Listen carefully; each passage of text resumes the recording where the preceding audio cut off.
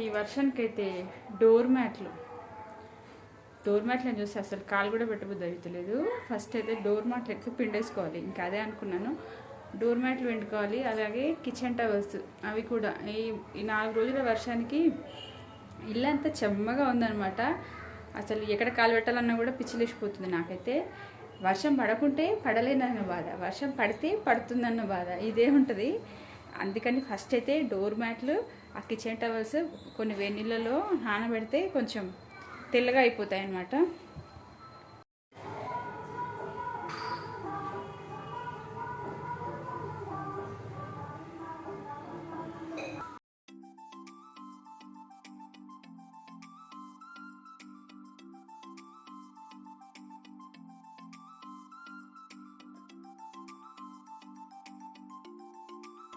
నేనైతే ఇంట్లో పని మ్యాక్సిమం పాత పాటలు పెట్టుకునే చేస్తానండి. నాకు చాలా ఇష్టం పాటలు వినడం అంటే. ఎంత ఇష్టం అంటే చెప్పలేను. నాకు చిన్నప్పటి నుండి కూడా, చిన్నప్పుడైతే కొన్ని పాటలు అయితే అసలు అవలీలగా పాడేసేదాన్ని, అంత ఇష్టం అనమాట. ఇంకా ఇక్కడైతే డోర్ మ్యాట్స్ నానబెట్టడానికి ఫస్ట్ వెన్నీళ్ళు అయితే వెయిట్ చేశాను కదా, చూసారు కదా ఆల్రెడీ. నేను స్టవ్ మీద పెట్టాను. బకెట్లో అయితే కొంచెం సోడా, బట్టల సోడా, నెక్స్ట్ ఏంటి అంటే సర్ఫ్, ఇవి 2 వేసేసుకున్నాను అనమాట. బట్టల సోడా తక్కువకే వస్తుందండి, కాస్ట్ వచ్చేసి ఒక 40 రూపీస్ ఎంతో. నేను తీసుకున్న ఆల్మోస్ట్ 3 మంత్స్కి ఎక్కువ అయిపోయింది, కానీ నాకు చాలా యూజ్ అవుతుంది. కంపల్సరీగా అదొకటి మెయింటైన్ చేసుకోండి, బెస్ట్. అంటే ఒకప్పటి అది బట్టల సోడా పెట్టే కదా బట్టలు ఉతికేవాళ్ళు. మనకి డోర్ మ్యాట్స్కి మరీ ఎక్కువ జిడ్డున్న వాటికి, లేదంటే బాగా మురికి పెట్టిన పక్క బట్టలకైనా హ్యాండ్ వాష్ చేసుకునేటోళ్ళు మెయిన్. ఇది యూజ్ చేస్తే ఏంటంటే మనకు ఈజీ అయిపోతుంది అనమాట. ఇక్కడ నెక్స్ట్ ఏంటి అంటే ఇంకా దాన్ని ఒక్కొక్కసారి మెల్ట్ అయిపోతుంది కదా అని చెప్పేసి ప్లాస్టిక్ది ఉంటే నీళ్ళు కొంచెం వేడిగా ఉన్నాయి, ఎందుకు వచ్చిన బాధ అని చెప్పేసి అయితే అలా దాన్ని సర్ఫ్ అండ్ అది 2 కలిసేలాగా అయితే పెట్టేసి నెక్స్ట్ నానబెట్టేసుకుంటున్నాను. నానబెట్టేస్తేనే నాకు అసలు అందులో ఉన్న మురికి అంతా పైకి వచ్చేసింది, మొత్తం వాటర్ అంతా కలర్ అంతా చేంజ్ అయిపోయింది. నిజంగా ఇంత మురికి ఉందా అని అయితే అనిపించింది. కాకపోతే ఏంటంటే ఇవి డోర్ మ్యాట్స్ సపరేటు, అలాగే కిచెన్ టవల్స్ అవి 2 ఒకే దగ్గర పెట్టలేం కదా, ఎందుకంటే అవేమో కాళ్ళ కింద దొక్కేటివి, మనం చేతులతో పని చేసుకునేటివి. అంటే 2 వేరు దాంట్లో అయితే నానబెడుతున్నాను. మోస్ట్లీ అందరికీ తెలిసే ఉంటుంది కదండి ఇట్లాంటి వాటివి. కొంచెం హైజెనిక్గా ఉండాలి, కొంచెం కాదు చాలా. పిల్లలకి ఇప్పుడు వైరల్ ఫీవర్స్ ఎక్కువ వస్తున్నాయి, చికెన్ పాక్స్. నిజంగా చికెన్ పాక్స్ అసలు ఇప్పుడు సీజన్ కాదు, అది మార్చి ఆ టైంలో రావాలి.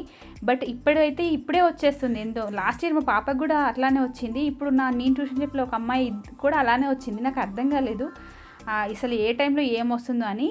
నెక్స్ట్ అయితే డస్ట్బిన్స్ కూడా ఇక్కడ క్లీన్ చేస్తున్నాను చూడండి. డస్ట్బిన్స్ వచ్చేసి ఈ వర్షానికి అసలు ఎంత అంటే అవి కూడా లైక్ వెనకాలకి బాల్కనీ ఏరియాలోకి వెళ్ళాలంటేనే చిరాగ్గా అనిపిస్తుంది అసలు, అంత చిరాకు అనిపించింది. ఇంకా పనిలో పనిగా నిన్ననే వచ్చారనమాట చెత్త తీసుకెళ్లే వాళ్ళు, మాకు డే బై డే వస్తారు. సో అందుకని చెప్పేసి నేను ఇంకా వీటిని కూడా 2 ఉన్నాయి డస్ట్బిన్స్ నా దగ్గర, 2 ఉంటాయి. సో రెండింటిని క్లీన్ చేసుకుందాము అనేది అనుకున్నాను. ఇంకా వెంటనే నానబెట్టగానే ఇంకా టైం వేస్ట్ చేయకుండా అది మళ్ళీ తర్వాత అని అంటే ఇంకా తర్వాతనే అయిపోతుంది. అందుకని చెప్పేసి తర్వాత కానీ కాకుండా ఇప్పుడే వెంటనే క్లీన్ చేసేసుకుందాము అనేసి డస్ట్బిన్లు కూడా రుద్దేసుకుంటున్నాను. ఇవి కూడా మనము వారానికి ఒక 2-3 రోజులు డే బై డే వస్తారు కదా, ఒకసారి కాకుండా నెక్స్ట్ వచ్చినప్పుడు, లేదంటే రెగ్యులర్గా వచ్చేవాళ్ళు వీక్లీ ట్వైస్ అలా క్లీన్ చేసుకుంటే డస్ట్బిన్ కూడా చాలా నీట్గా ఉంటుంది. అసలు నా డస్ట్బిన్ కొని ఆల్మోస్ట్ 3 ఇయర్స్ అయిపోయింది. ఇంకా మొన్న చెత్తలే ఆ హ్యాండిల్ ఇరగొట్టారనమాట. అట్లా ఎందుకు ఇరగొట్టారు అని అంటే, లేదక్క నేను ఇరగొట్టలేదు అని చెప్తున్నాడు ఆ తమ్ముడు. నేను అన్నాను, అట్లా కాదు తమ్ముడు, నేను అది 400 పెట్టి కొనుక్కున్నాను, కొత్తగా ఉంది, అట్లా ఇరగొట్టేసావేంటి అంటే, ఏమో అక్క అది ఎట్లా ఇరిగిపోయిందో అంట. ఇంకా ఏమంటానులేండి అట్లాంటి విషయాలే. కానీ ఎందుకో కొంచెం నాకు లైక్ ఇది క్లీన్ చేస్తుంటే గుర్తుకొచ్చింది అనమాట ఆ అబ్బాయికి నాకు మధ్య ఉన్న కన్వర్జేషను. నేను ఆ అబ్బాయిని తమ్ముడు అన్నట్టుగా పిలుస్తాను ఊరికే సరదాగా. నెక్స్ట్ ఏంటి అంటే ఇంకొక డస్ట్బిన్ కూడా క్లీన్ చేసేసుకున్నాను. నిజంగా చెప్తున్నాను, అసలు నిన్న నాకు తినడానికి తిండి తిన్నామంటే టైమే లేదు అసలు. నిజంగా చెప్తున్నాను కదా, పట్టుమని 10 నిమిషాలు కూడా కూర్చోలేదండి బాబు. 3:30 మార్నింగ్ 6:30 టు ఆఫ్టర్నూన్ 3:30 వరకు నాకు పనే సరిపోయింది ఇంట్లో. అసలు ఎట్లా గడిచిపోయింది అనేది నాకు అస్సలు అర్థం కాలేదు. అంత అంతే మొత్తం ఇల్లు ఊడవడము, తుడుచుకోవడము ఇవన్నీ ఒక ఎత్తు. ఈ పనులన్నీ డస్టింగ్ ఇదంతా చాలా ఇంకా డస్టింగ్ ఈరోజు చేసుకున్నానులేండి పండుగ డస్టింగ్. కానీ నార్మల్గా ఇల్లు తుడుచుకొని వంట చేసుకొని పిల్లల్ని రెడీ చేసి బయట ముగ్గు పెట్టి అసలు నేను ఎక్కడ టైం వేస్ట్ చేసినట్టే అనిపించలేదు. కానీ ఈ ఎక్స్ట్రా పనులు ఉంటాయి కదా, ఇవన్నీ మనకు కంటికి కనిపించని లైక్ మనకు టైం కూడా ఎక్కడ వెళ్తుందో తెలియదు అనమాట. అట్లా అయితే గడిచిపోయింది. ఇంకా ఇది అనమాట నా ఇడ్లీ బ్యాటర్. చాలా రోజులైంది. మిక్సీ అవుతారని చూడండి ఎంత దరిద్రంగా ఉందో. దీన్ని క్లీన్ చేసుకోవాలి ఫస్ట్. ఇది చేయాలి.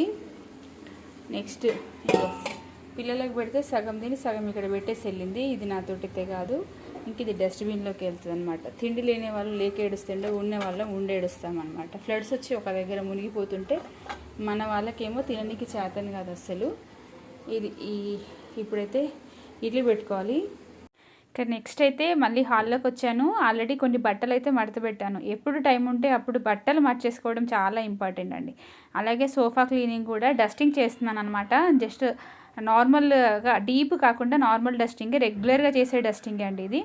కాకపోతే 1 డే వదిలేసాను, దానికి చాలానే పేరుకుపోయింది. ఇంకా అది కూడా అయిపోయింది. ఇక్కడైతే ఊరికే చూపించేట ఏం చూపిస్తారని అనుకుంటారేమో, లేదండి. మన ఇంట్లోకి అయితే 2 కొత్త మొక్కలు అయితే వచ్చాయి.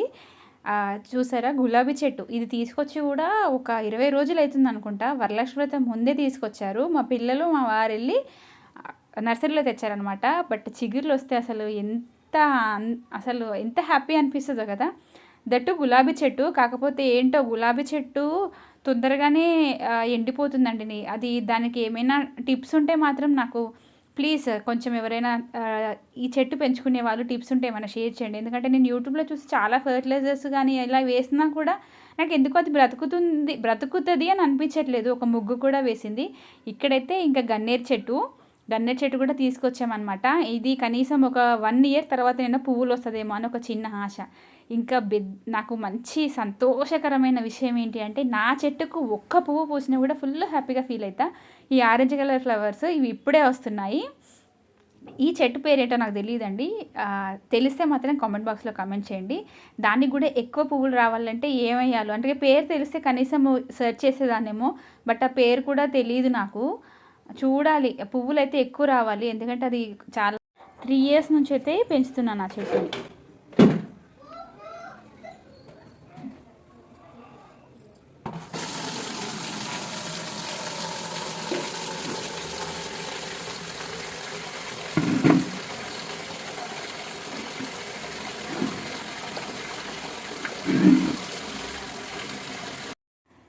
ఇంకా నేనైతే మధ్యాహ్నం అయింది అంటే ఆఫ్టర్ 2:30 అయిందనమాట. అప్పటి వరకు అయితే మంచిగా నానిపోయాయి.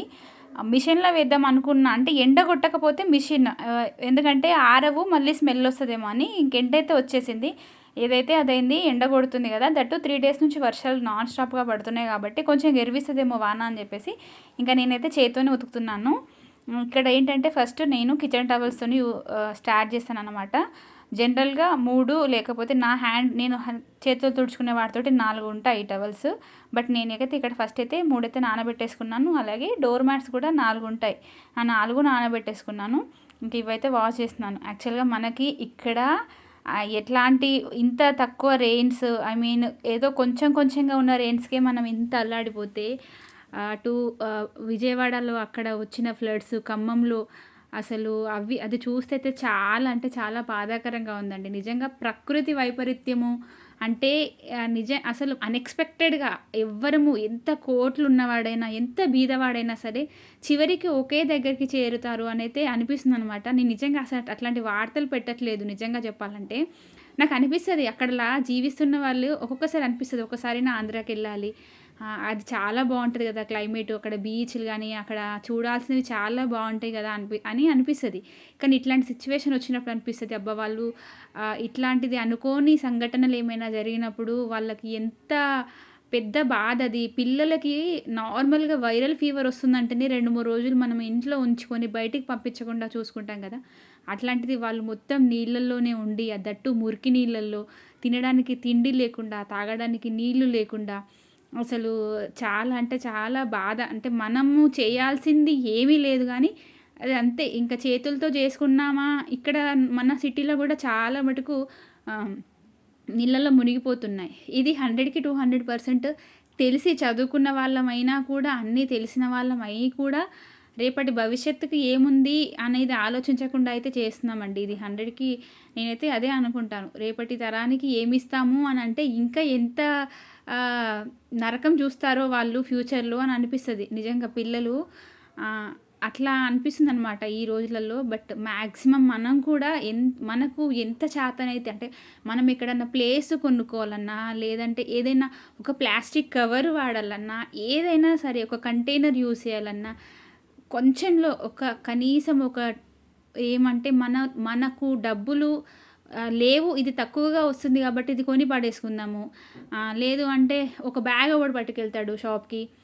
లైక్ కవర్ వస్తుంది కదా, ఆ కవర్లో పెట్టేసుకొని వచ్చి పడేస్తే అయిపోతుంది. ఇట్లా కాకుండా ఏదైనా తెచ్చుకున్న దాన్ని రీయూజ్ చేయడానికి ట్రై చేయండి. మన చేతుల్లో ఉన్నది మాత్రం ఇది ఒక్కటే. ఎందుకంటే మనం ఏవో పెద్దగా చేసి ఎవరిని అయితే మనం ఏమి చేయలేం, కానీ కనీసం మన పిల్లల గురించి ఒక చిన్నగా ఆలోచించి రేపటి తరానికి మనం ఏమిస్తాము, రేపు మన పిల్లల భవిష్యత్తు ఏంటి, ఫస్ట్ ఆఫ్ ఆల్ వాళ్ళకు నిజంగా చెప్తున్నాను కదా. ఇప్పుడు అసలు అన్నీ ఏమన్నా అంటే సీజనల్ ఫీవర్స్ అండి, సీజనల్ అంటారు. అసలు మనం చిన్నగా ఉన్నప్పుడు ఏ సీజనల్ ఫీవర్స్ మనకు అటాక్ అవ్వలేదు కదా.